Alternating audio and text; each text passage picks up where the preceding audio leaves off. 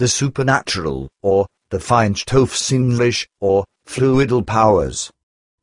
Billy Meyer's answer to a reader's question, published in the FIGU-Special-Bulletin No. 38, August 2007.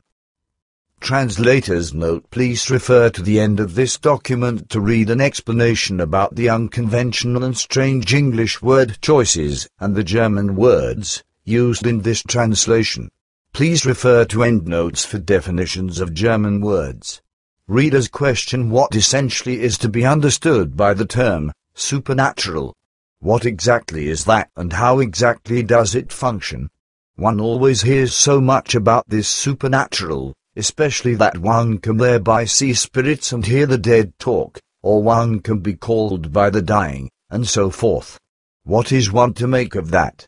Nothing of that kind has ever happened to me yet, but acquaintances have told me that it has already been the case with them. Can you tell me something more exact about that? R. Stressler, Switzerland.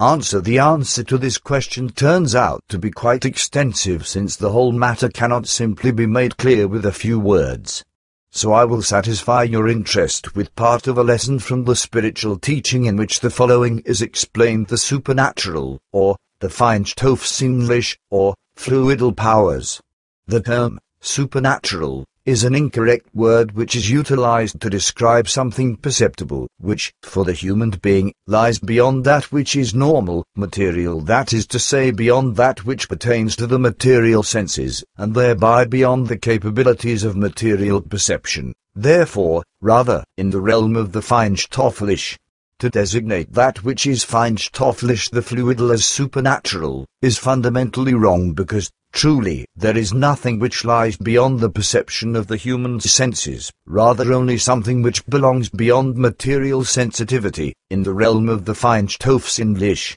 I am talking, in particular, about the effect of feinstofflich thought vibrations which, in their feinstofflichkeit form, are designated as fluidal energies and fluidal forces, and which, created by the thoughts and feelings, also yield, outside of the brain, the most varied effects which can also be perceived by other human beings. These fluidal energies and their powers are not only the energies relating to telepathy, levitation and teleportation, rather also those of clairvoyance and remote viewing, whereby, for every single factor, manifestations occur which are individually different for each human being. With the reading of thoughts and with actual telepathy and all other neurophysiological factors, alpha waves play a big role, as they do with meditation, because these flow, in the thought current, synchronously through both hemispheres of the brain, whereby they are also active with the processing of pictures and pictorial imaginings, as is also the case under hypnosis and in trance when the brain switches to the so-called alpha mode. Thoughts and feelings not only pass through the brain, rather they also have an effect beyond it and can be transmitted, in the form of telepathy, across 3 light seconds around 900,30 kilometers and be received and understood by another suitable brain. And because feelings also arise from thoughts, for this reason human beings can also feel it when they suddenly lose, or have lost, someone who they love, in the same way that they also suddenly know that they are needed by a human who is far away or one who lives nearby. Also, a look which bores into the back, a glass breaking inexplicably, or an object falling without reason pertain to that. As a rule, the reason for that is a particular human being's strong thought currents and the resulting feinstofflich electromagnetic light-speed vibrations, or fluidal energies. The human being momentarily directs his strong thoughts at a certain person or persons, who then perceives these vibrations and recognizes what is transmitted thereby.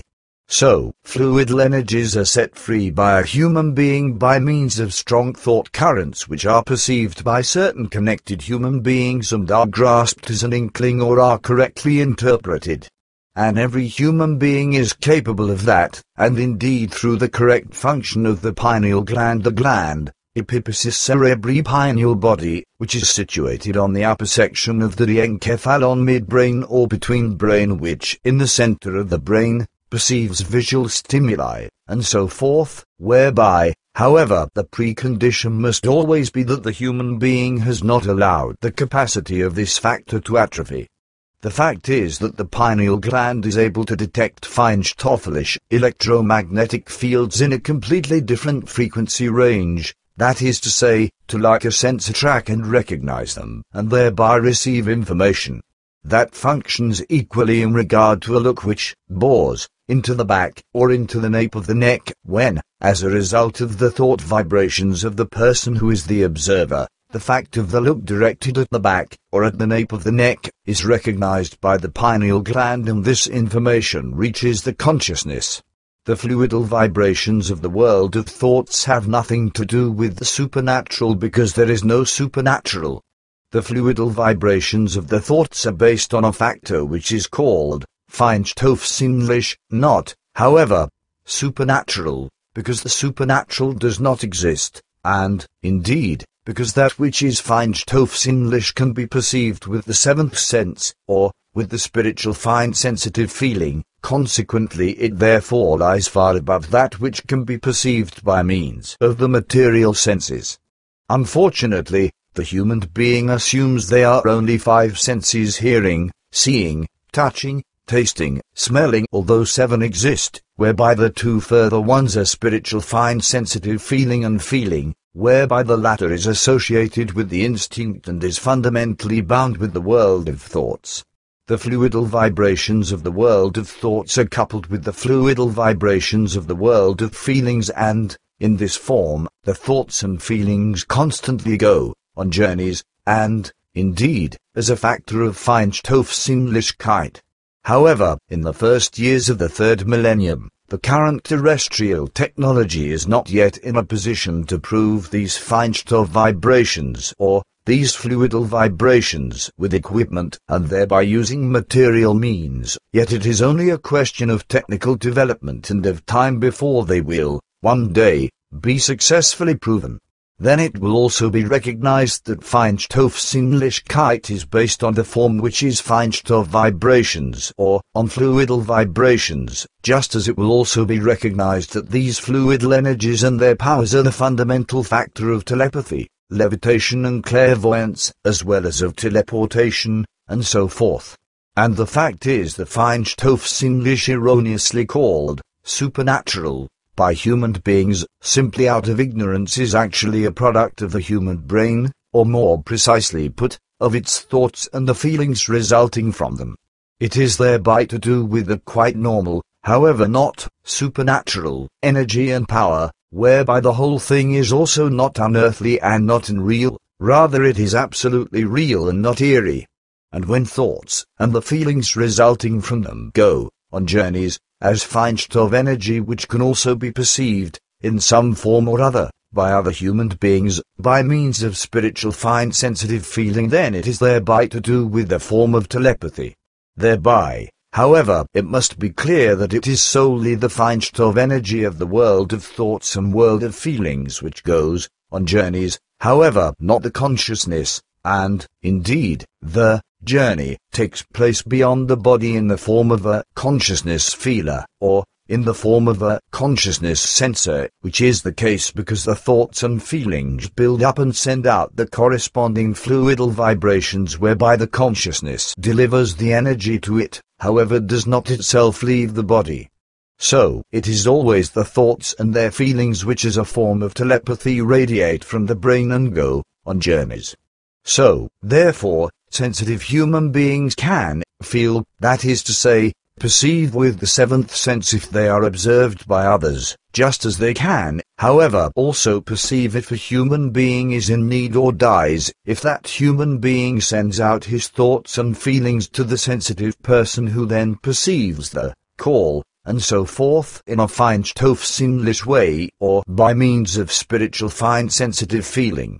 So it very often comes about that if a human being gets into desperate straits, or stands at the threshold of death, his thoughts and feelings then go off on journeys somewhere to a human being who has meant a lot to him. Thoughts and feelings break through all boundaries of space and time and penetrate into the brains of all those who are spoken to, and perceive the call in a spiritual fine sensitive way.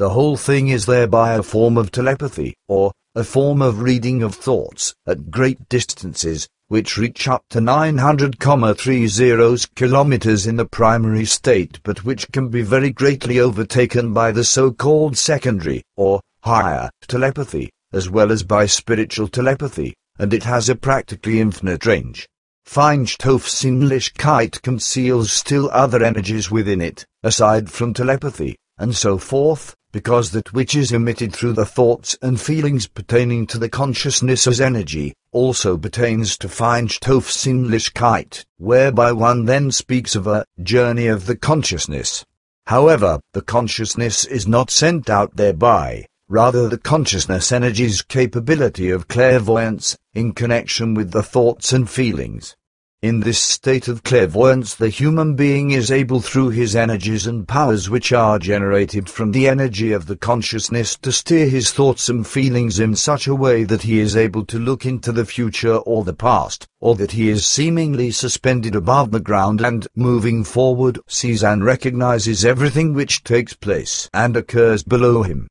Such is known by human beings, for example, who have lain in bed and suddenly, seemingly rose up, floating over it, and saw themselves lying below in the bed or on an operating table. Likewise, however, it can be that in such states pertaining to the consciousness of floating, other human beings and their fate are seen or events are observed which play out down on the ground, and so forth. In this way, sequences of events which are experienced in such moments can be recounted, exactly, jot for jot. Fundamentally, the pineal gland is the critical factor which through the thoughts and feelings constitutes the realm and headquarters of the Feinstoffsinnlich. The human being's early, and also more recent, forefathers had a more intensive grasp on this realm, or center, and they were even able, to a certain extent, to still consciously steer the Feinstoffsinnlich, or the fluidal vibrations of thoughts and feelings,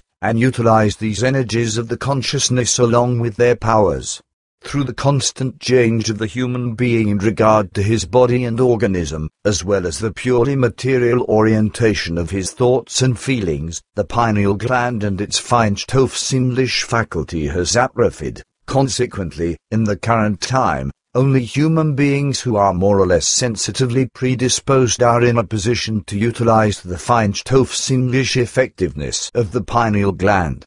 Originally this organ had a diameter of little more than 3 centimeters in contrast to today where, as a result of shrinkage, the average has only a size of 3 millimeters. The reason for that lies in the fact that the human being has subjugated his inner world more and more to rational intellect and has neglected that which is sensitive of the pineal gland's Feinstoffsinnlich component, whereby the entirety is atrophied. The pineal gland is the organ of perception which pertains to the spirit of insensitive feeling, or pertains to the human being's seventh sense, which, however, can no longer be used by many because a barrier is unconsciously constructed against it, whereby the so-called third eye, as the pineal gland is also called, is repressed and choked in its function. For this reason not all human beings, rather only a few, can utilize its function and effectiveness. And the human being himself is to blame for this blockade because, were he to make the effort, then, in spite of his pineal gland's degeneration, he would be able to bring about this organ's functioning again to a certain extent.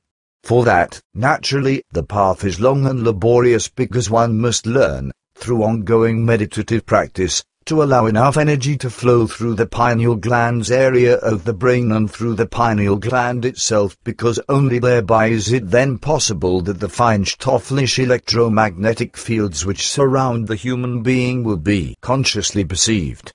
Instead of doing that, however, the human being blocks this fluidal energy and deflects it before it can even come into contact with him. But that constitutes a considerable deficiency regarding the perception of reality, because not only the coarse material belongs to it along with its energies, powers and vibrations, but also the feinstofflich, that which is fluidal in energies, powers and vibrations which emerge from the realms of the thoughts and feelings and the psyche, as fluidal, electromagnetic fields, as